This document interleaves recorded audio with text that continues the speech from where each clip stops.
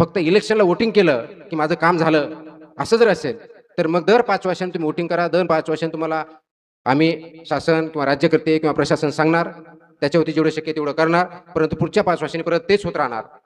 शासन ही खूप मर्यादित संकल्पना नाहीये.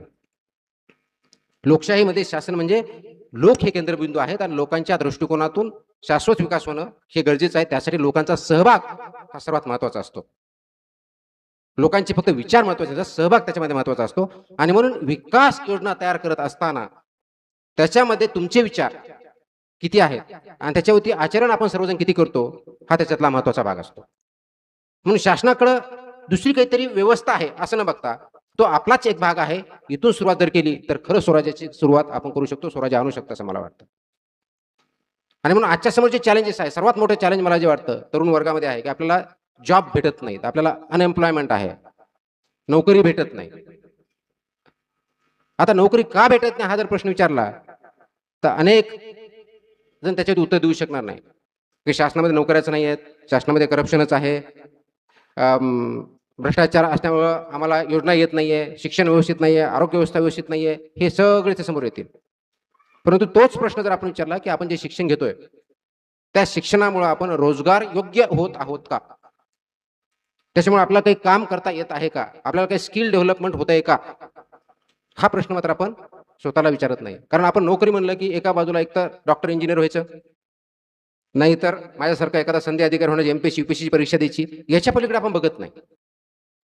मुळामध्ये 21व्या शतकात जी इन्फॉर्मेशन टेक्नॉलॉजी ज्याला म्हणतो, ज्या क्रांती आपली जी चौथी क्रांती म्हणतो औद्योगिक क्रांती माहिती तंत्रज्ञानाची, त्या माहिती तंत्रज्ञानाच्या युगात आपण जर वावरत असू आणि खरा त्याचा उपयोग करायचा असेल तर तो आपण शिकला पाहिजे, त्याच्या माध्यमातून आपला विकास करता आला पाहिजे. असं बोललं जातं की या माहिती तंत्रज्ञानामुळे खूप मोठ्या प्रमाणावरती बेरोजगार होणार आहेत. हे प्रत्येक वेळेस पहिल्या इंडस्ट्रियल रेव्होल्युशनच्या वेळेसही बोललं गेलं होतं, दुसऱ्यालाही बोललं गेलं, तिसऱ्याला येणार, चौथ्याला बोललं जातं. याच्यामुळे बेरोजगारी वाढणार नाहीये, पण तर रोजगाराचं नियोजन वेगळ्या पद्धतीने होईल, रोजगार वेगळ्या पद्धतीत तयार होतील हे मात्र 100% आहे. आणि म्हणून 21व्या शतकातले चॅलेंजेस कोणते आणि त्या अनुषंगाने आपण कोणत्या प्रकारे शिक्षण घेतो आणि कोणत्या प्रकारच्या पॉलिसी बनवतो ही अत्यंत महत्वाचं आहे. आणि ह्या पॉलिसी बनवत असताना आपला सहभाग, आपले विचार त्याच्यामध्ये महत्वाचे आहेत. म्हणजे एम्प्लॉयमेंट जर वाढवायची असेल तर क्रिएटिव्हिटी आणि स्किल्स ह्या दोन गोष्टीवर आपल्याला भर द्यावा लागेल. आपल्याला जर ज्ञानच नसेल, ज्ञान म्हणजे थिओरिटिकल नॉलेज नाही. मला आठवतं की माझ्या लहानपणी मी गावात होतो, आपल्यापैकी गावात जण राहतात, शाळेत गेल्यानंतर दुपारी लंच ब्रेक ज्यावेळेस असो त्यावेळेस घरात येऊन स्वतः आपला जेवण करायचं, ताट धुवायचं, शिक्यामध्ये भाकरी ठेवायची, या पद्धतीने आपण काम करायचं. आता आपल्या मुलांना जर हे सांगितलं की तुम्ही स्वतःचं ताट वाढून घ्या तर त्यांना येतं का, हा प्रश्न आपण स्वतःला विचारण्याची वेळ आलेली आहे. कारण अमेरिकेत जर गेलं तर पहिली दुसरी जाणारा विद्यार्थी स्वतःचा ब्रेकफास्ट स्वतः करतो, जो की आपल्या लहानपणी म्हणजे आमच्या लहानपणी, आपल्या लहानपणी तर असेलच, पण नवीन पिढीच्या लहानपणी तो होता की नाही मला माहित नाही. आताच्या पिढीला ह्या गोष्टी नाही आहेत. कारण आपल्याला खूप आपल्या मुलांना चांगलं करायचं म्हणून लाडावून ठेवणं जे म्हणतो, लाडावून ठेवणं याचा अर्थ त्यांना कोणत्या स्किल देणं न देता वाढवणं हा अर्थ होत नाही. आणि म्हणून आपण त्याला शिकवतच जर नसो, जबाबदारी कशी घ्यायची आहे, काम कसं करायचंय, स्वतः जगायचं कसं, बोलायचं कसं, वागायचं कसं, हे जर आपण शिकवत नसू आणि शिकवताना फक्त बोलून नव्हे तर ते कृतीतून आपलं आलं पाहिजे. आपण जर डायनिंग टेबल बसून ताट दुसऱ्याकडून वाढवून आणि ते ताट कोणत्या दुसऱ्यांनी उचलावं अशी जर अपेक्षा ठेवत असू तर आपले मुलं सुद्धा तशीच करणार आहेत, अनुकरण करणार आहेत. मग आपण त्यांना कोणत्या स्किल देतो, तर दुसऱ्यावरती अवलंबून राहण्याच्या स्किल देतो. समाजालाही आता तेच झालंय की आपणही आपल्या समाजाला दुसऱ्यावरती अवलंबून राहण्यासाठी आपण उद्युक्त करत आहोत. कुणावरती, प्रत्येक गोष्टीला शासनावरती. मग शासन म्हणतं शासन आमची जबाबदारी नाही आहे, आपली समाजाची तेवढी आहे, मग शासन पण दुसऱ्यावर राहणार, समाजावरती अवलंबून राहणार. ते अवलंबित्व कधी कमी करणार आहोत आपण आणि त्या आपल्या जीवनामध्ये कधी अंगीकारणार आहोत हा खूप महत्वाचा प्रश्न. आणि ते एक दिवसात 2 दिवसात येणार नाहीये. त्यासाठी आपली जी ओरिजिनल संस्कृती होती, ज्यामध्ये ज्या काही चांगल्या गोष्टी होत्या त्या आपण पुढे नेल्या पाहिजेत. की स्वावलंबन हे जे होतं ते स्वावलंबन आपण स्वतःमध्ये आणलं पाहिजे, डिपेंडन्सी कमी केली पाहिजे. आज जर आपल्यापैकी बऱ्याच जणांना विचारलं की तुझ्या आईचा किंवा वडिलांचा मोबाईल नंबर सांग, किती जण हात वर करून सांगू शकतील. मोबाईल बघायला आपण सर्वजण. तेच 20 वर्षापूर्वी विचारलं ज्यावेळेस टेलिफोन भेटत नव्हते त्यावेळेस तोंडपाठ आपल्याला नंबर असायचे. याचा अर्थ तुम्ही आज मोबाईल आल्यानंतर तोंडपाठ करा असं म्हणत नाही मी. मोबाईल आला, त्याच्यामध्ये स्टोअर होतं तोंडपाठ ठेवण्याची किंवा मेंदूला त्याच्यासाठी प्रेशर देण्याची गरज नाही, पण मेंदूचं काम तेवढं जर आपण कमी केलं असेल, त्या वेळेमध्ये मेंदूने काहीतरी सत्कारणी लावावं हे त्याच्यातून अपेक्षित आहे. मग त्याचा आपण वेळ कशा घालतो? WhatsApp, Facebook. मग त्याच्यामध्ये काही चांगलं बघितलं, चांगलं क्रिएट केलं तर ही चांगली गोष्ट. पण फक्त आपण मेसेज फॉरवर्ड करून एकाचा तेढ दुसऱ्यापर्यंत पाठवण्यामध्ये खूप धन्य मानत असू तर ती मात्र चुकीची गोष्ट आहे. म्हणून शासनकडे ज्यावेळेस आपण बघतो लोकशाही युगामध्ये, तर आपण यामध्ये ती प्रगल्भता विचारामध्ये आहे का आणि ती आपण आचरणात आणतो का, हा खूप महत्वाचा भाग आहे. आता मावळ हा जर भाग घेतला, अनएम्प्लॉयमेंट जसं मी सांगितले की आपल्याला नोकरी भेटत नाही किंवा नोकरी भेटत नाही, स्किलमुळे भेटत नाही, स्किल नसल्यामुळे भेटत नाही आणि नोकरी फक्त करण्यासाठी आपण जे शिकतो आहोत ते सुद्धा चुकीचं आहे. कदाचित शिक्षण पद्धतीमध्ये त्याच्यामध्ये काही प्रॉब्लेम्स असतील, परंतु इथे मावळ प्रांत मला आल्यानंतर सांगितलं की इथला जो तांदूळ आहे तो जगभर प्रसिद्ध आहे. आपण इथं तयार करतो, तो विकतो, पण त्याच्यावरती जर आपण खरं इन्फॉर्मेशन टेक्नॉलॉजीच्या माध्यमातून नवीन तंत्रज्ञानाच्या माध्यमातून जर केलं, काम केलं, एक उदाहरण म्हणून, तर ही मावळची स्ट्रेंथ होऊ शकते. याच्यावरती इंडस्ट्रीज उभा राहू शकतात, याच्यावरती उद्योग उभा राहू शकतात. पण ते उद्योग आपण नाही करणार. एक तर आपण शेती करणार, आम्ही भात तयार केला नाही तर आम्ही नोकरीला पुण्यात जाणार तर मुंबईत जाणार. उद्योजक व्हायला काय प्रॉब्लेम असावा? मग उद्योजकासाठी आवश्यक असलेल्या गोष्टी ज्या आहेत त्यासाठी आपण सर्वांनी मिळून प्रयत्न केले पाहिजेत. मग दुसऱ्या बाजूला पोल्युशन होत आहे. सर्वात महत्वाचा प्रश्न जो आहे क्लायमेट चेंज, ज्याला म्हणतो आपण नेहमी ऐकतो, ते क्लायमेट चेंज कमी करण्यासाठी आपण काही करू शकतो का? आणि ते जर कमी केलं नाही तर आपले शहराच्या शहर, गावाच्या गावं जे आज बुडतायत आणि त्याचबरोबर तिथं टंचाई पण जाणवते, हे जे प्रकार आहेत हे वाढतच जाणार आहेत. तुम्ही आज बघा गेल्या 4-5 वर्षामध्ये, यावर्षी उदाहरण घ्या, ज्या भागात कधी पाऊस पडत नव्हता त्या भागामध्ये 10-10 दिवस फ्लड्स आहेत. गावाच्या गावं, शहराच्या शहर, अगदी माझा बीड जिल्हा, त्या ठिकाणी एवढा पाऊस पडतोय की 8 दिवसामधून गावाच्या गाव आपण तिथं बुडालेलं बघतोय. जनावरं त्याच्यातून वाहून गेलेले आहेत, अनेक व्यक्ती मृत्यू पावलेले आहेत. हा प्रकोप जो आहे हे आपण आपली वागणूक गेल्या अनेक दशकांची जी आहे, शतकांची जी आहे, त्याचे हे परिणाम आहेत, हे आपल्याला अमान्य करता येणार नाही. आणि म्हणून आपल्या पुढच्या पिढ्यांना शाश्वत विकास जर द्यायचा असेल तरी आपला सर्वांना कुठेतरी एक स्टँड घ्यावा लागेल, एक विचार घ्यावा लागेल आणि त्या विचाराने चालावं लागेल. आणि त्या विचारावर चालताना डेफिनेटली अडचणी येतील. परंतु ज्या मावळच्या भूमीतून छत्रपती शिवाजी महाराजांनी स्वराज्य स्वप्न पाहिलं, त्याच मावळच्या भूमीत किंवा त्याच महाराष्ट्रामध्ये किंवा त्याच समाजामध्ये जर असा विचार असेल की शिवाजी जन्मावा दुसऱ्याच्या घरी, तर त्याचे परिणाम सुद्धा आपल्या सर्वांना भोगावे लागतील. त्याच्यामुळे कोणी एका व्यक्तीकडे बघू नका, कोणत्या एका संस्थेकडे बघू नका. म्हणजे आता ही जी संस्था आहे गेले 25 वर्ष अविरतपणे काम करते, विचार देण्याचं काम करते, फक्त आपाकडे नका बघू. ह्या सर्वांचं आपल्याचं काम आहे. याच्यामधून जे विचार येतात, विचार मंथन होतंय, याच्यामुळे पुढं कसं न्यायचं, हे वाढवायचं कसं, असा का विचार होत नाही. फक्त मावळ पुरतं मर्यादित न ठेवता आपण हे तालुकाभर करू, कदाचित हीच व्याख्यानमाला आपण पुण्यामध्ये करून पुण्यामधल्या सगळ्या लोकांना त्याच्या विचार मंथनातून पुढे नेऊ, हा विचार का होत नाही? आणि ते आचरणात पाहिजे. फक्त मी इथं काहीतरी बोलायचं आणि हा भाषण संपलं की मी दुसरीकडे माझ्या पद्धतीने वागायचं, याला दुटप्पीपणा म्हणतात, प्रामाणिकपणा म्हणत नाही, त्याला संवेदनशीलता म्हणत नाही, त्याला वेगळेपणा म्हणतात. तो वाढीस लागता कामा नये.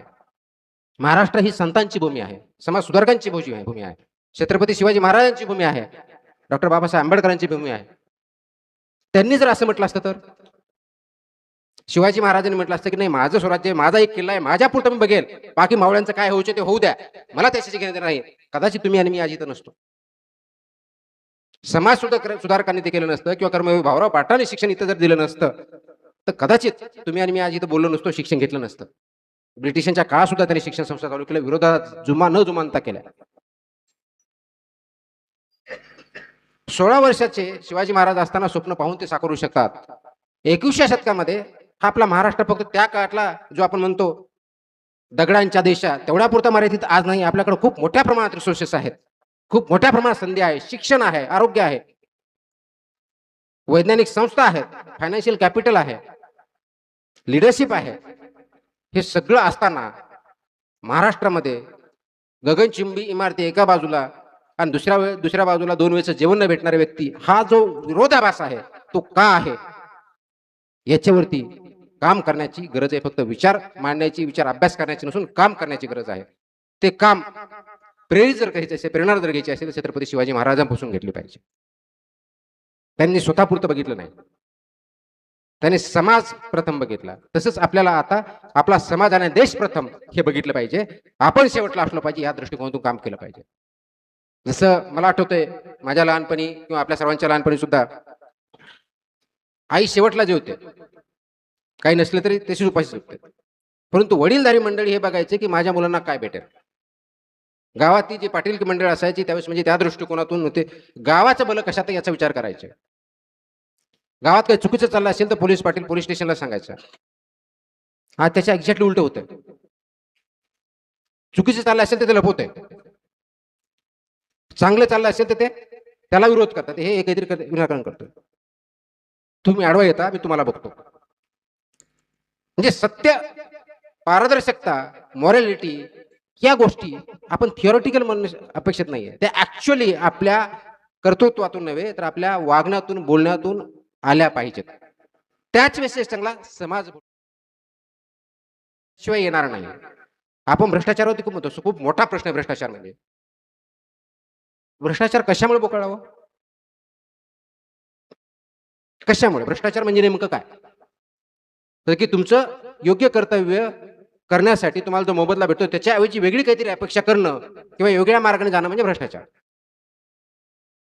मग माझ्याकडे 2 जास्त पैसे आहेत की माझ्याकडे दादागिरी आहे, मी त्याला वळणा काढून त्याचं करून घेतो आणि स्वतःला समजतो खूप चांगला आहे मी. म्हणजे भ्रष्ट मार्गाने काम करण्यासाठी तुझ्या अगोदर मी करून आणलं, तू लाईन तू बाय. हा जो प्रकार आहे हे आपल्यापासून कुठेतरी सुरू केलं पाहिजे. दुसऱ्याला आपण सांगण्यापेक्षा की तुम्ही भ्रष्टाचार करू नका, आपण स्वतःपासून सुरू करूया ना. आपण भ्रष्टाचार नाही करायचा, आपण ठरवायचं की नाही करायचा भ्रष्टाचार.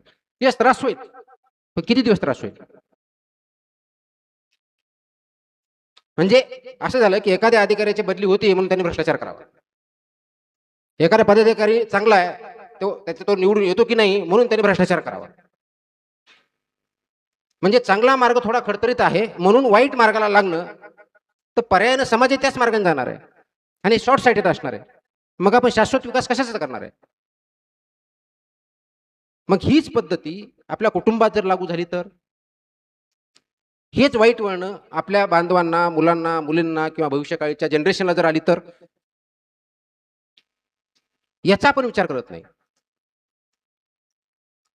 असं जर असतं तर डेमोक्रेसी एथेन्सच्या काळात, ग्रीसमध्ये त्या काळात स्वतः लोकांनी पुढे येऊन डायरेक्ट डिस्कस करून आपण निर्णय घ्यायचे, जे की माझ्या म्हणजे लहानपणीच्या अगोदर माझ्या वडिलांच्या काळामध्ये त्यावेळेस अगदी गावामधले निर्णय होताना चावडीवर बसून घेतले जायचे. आणि आज ग्रामसभा जी लोकसभेचा गाभा आहे, एकत्र या म्हटलं ग्रामसभेला कोणी येतं, कधीतरी सही करून जाऊन आम्ही करून घेऊ, पाठिंबा करून देऊ असं सांगितलं जातं. नंतर त्याच ग्रामसभेत झालेले निर्णय आता भ्रष्ट मार्गाने झाले म्हणून कंप्लेन करणारे आपलेच असतात. मग लोकशाही ही खऱ्या अर्थानं आपल्यामध्ये रुजली आहे का? आणि लोकशाही शासन आपल्यामध्ये आपण अंगीकारला आहे का? हा प्रश्न मला अजूनही पडतो. फक्त राज्यघटना आली, दर 5 वर्षांनी इलेक्शन झाले म्हणजे लोकशाही हा त्याचा अर्थ होत नाही. किंवा त्याच्या पुढे जाऊ आपण बघू. आपल्या कुटुंबामध्ये लोकशाही आहे का? कुटुंबामध्ये का घरामध्ये फक्त एकानेच बोलायचं आणि बाकीचे नाही ऐकायचं असं असेल तर तुम्ही लोकशाही म्हणणार आहे का? मग हे जर शासन तुमच्या घरात असेल किंवा माझ्या घरात असेल तर हे समाजामध्ये वेगळं असावं ही अपेक्षा पण का धरतो? आणि हे जर आपल्याला बदलायचं असेल तर त्याची सुरुवात आपल्या स्वतःपासून झाली पाहिजे.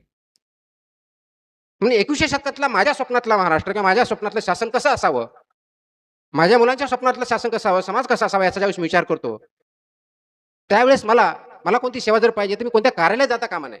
मला माझ्या मोबाईलवरती डिजिटल टेक्नॉलॉजीच्या माध्यमातून, इन्फॉर्मेशन टेक्नॉलॉजीच्या माध्यमातून ती भेटावी. व्हॉट्सअप नव्हे, सगळ्या सेवा मला बँकेची मोबाईलवर करता यावेत, मला सर्टिफिकेट त्याच्यावरती भेटावेत, मला ट्रान्सपोर्ट करायचं तर माझ्या मोबाईलवर पाहिजे बस कुठपर्यंत आली, कुठं नाही आली, किती वेळात पोहोचणार आहे. हे 2016-17 मध्ये पीएमपीएमएल केलं होतं. म्हणजे घर बसल्या सेवा आपण करू शकतो. त्यासाठी काम करण्यासाठी ऑफिसमध्ये जाण्याची गरज का भासावी अशा अनेक देशात चालू आहे. आपल्याकडे का होऊ शकत नाही? आपण ते सोडून मात्र व्हॉट्सअपवरती, फेसबुकवरती एवढं आपण बघा रील्स बघत बसतो. पण ते एक विचारवंत कोणाचे ऐकायचे असेल ते बघत बसत नाही. तर माझ्या स्वप्नातला तो असेल की डिजिटल क्रांतीचा वापर करून शासन असावं, त्याच्यामध्ये पारदर्शकता पूर्णपणे असावी, भ्रष्टाचाराला वाव असता कामा नये, तरुणाईचा सहभाग असावा. तरुणाई म्हणजे फक्त वर्गाच्या म्हणजे तुमचं वय याच्या दृष्टिकोन बोलत नाही. तरुणाई म्हणजे एक विचार आहे. जोपर्यंत तुम्हाला वाटतं तुम्ही तरुण तोपर्यंत आहात, विचारसरणी आणि ऍक्टिव्ह त्याप्रमाणे राहिलं पाहिजे. त्या दृष्टिकोनातून बघितलं पाहिजे. मला शाश्वत विकास पाहिजे. मला जे आज क्लायमेट चेंज आहे याच्यावरती आपण काम करणं गरजेचं आहे. आता बघा आपल्याला आठवत असेल ते आपण घरातून आपण कचरा काढतो. रस्त्यावरती टाकतो. रस्त्यावरती टाकल्यानंतर नगरपालिका महानगरपालिकेचा एक दिवस नाही आला की उचलला नाही तर आपण कंप्लेंट करतो की तू उचलला नाही. मुळामध्ये तुम्हाला रस्त्यावरती कचरा टाकण्याचा अधिकार दिला कोणी? बरं ठीक आहे त्याच्यामुळे दिला तर त्याच्यातून जे काय आरोग्यावरती परिणाम होणार आहे तो समोरच्या एका व्यक्तीवरती होणार नाही, तो सगळ्यावरती होणार आहे. आपण बाजारात जातो, प्लास्टिकच्या बॅग घेतो आणि फेकून देतो, चोकअप होतात. पण प्लास्टिकच्या बॅगवरती बॅन शासनाने सांगतो प्लास्टिक बॅन का करत नाही? तुम्ही वापरायचं बंद केव्हा दुसऱ्या दिवशी प्लास्टिकच्या बॅग बंद होतील. फक्त वापरायचं बंद करा, काही करण्याची गरज नाही. शक्य हे करण्यासाठी आपल्या सर्वांना एकत्र येण्याची गरज आहे विचारांनी आणि आचरणाने. ते आज आपण आहोत का? हा पहिला मुद्दा. आणि दुसरा मुद्दा, ज्यावेळेस 21व्या शतकातलं शासन म्हणतो तर तुमच्या माझ्या विचाराचं शासन पाहिजे ॲज अ नागरिक म्हणून. याचा अर्थ प्रत्येक माझी मागणी मान्य झाली पाहिजे असं नाही. समाजासाठी देशासाठी जे महत्वाचं त्याच्यामुळे समाज भला झाला तर माझं भलं होणार आहे. माझं एकट्याचं भलं झालं मग सगळ्यांचं समाजाचं भलं होईल अशी काही गॅरंटी नाही. तर सेल्फ इंटरेस्ट पेक्षाही समाजाचं भलं जर झालं तर डेफिनेटली माझं भलं होणार या दृष्टिकोनातून बघितलं पाहिजे. म्हणून शासनामध्ये सहभाग नागरिकांचा प्रत्येक निर्णयामध्ये पॉलिसी मेकिंगमध्ये मला कोणत्या प्रकारची पॉलिसी पाहिजे, इथून हायवे गेला पाहिजे की नाही व्हायला पाहिजे हे नागरिकांनी ठरवलं पाहिजे. फक्त इथलाच नाही पुण्या मुंबईच्या सुद्धा ठरवलं पाहिजे. पण ते होतंय का? किंवा निवडणुकामध्ये आपण मतदान करताना याचा विचार करतोय का? किंवा आपण असं सांगतो की मंत्री महोदय आले की आमच्या गावात एवढे कामं करून द्या. त्यांनी सांगितलं की नियमात बसत नाही तर त्यांना म्हणा तुम्हाला यासाठीच निवडून दिलं का? म्हणजे त्यांना नियमाच्या बाहेर काम करण्यासाठी झाले तर चांगले, नियमात बसून केलं तर तुमची काय गरज? तसंही झालं असतं. तर शासन पद्धती आपण जे शाश्वत विकास म्हणतो किंवा स्वराज्य म्हणतो किंवा जे आपल्याला अपेक्षित असलेलं सो कॉल्ड रामराज्य जे म्हणतो ते फक्त थिअरॉटिकल डेमोक्रेसी असून असणं चालणार नाही. तर त्याला प्रॅक्टिकली आपल्याला त्याच्यामध्ये सहभाग घ्यावा लागेल, सहभाग तयार करावा लागेल आणि तरुणींचं त्याच्यामध्ये खूप मोठ्या प्रमाणात योगदान असणं गरजेचं आहे. ती वाटचाल करण्यासाठी आपल्याकडे काही रोड मॅप आहे का? ज्याला आपण नेहमी प्लॅन म्हणतो किंवा रोड मॅप म्हणतो तसं काही केलं आहे का? आणि तो जर केला नसेल तर ती आपण समाज म्हणून आपली शोकांतिका आहे. शिवाजी महाराजांनी स्वराज्याची संकल्पना दिली नसती तर डॉक्टर बाबासाहेब आंबेडकरांनी ज्या पद्धतीने राज्यघटना लिहिली ती राज्यघटना आज अस्तित्वात नसती, त्यांनी लिहिली नसती तर ज्या पुण्यभूमीमध्ये स्त्रीच्या शिक्षणासाठी सावित्रीबाई फुलेंनी काम केलेलं नसतं तर आज कदाचित स्त्रियांना इथं बसता आलं असतं, बोलता आलं असतं, वाचता आलं असतं का?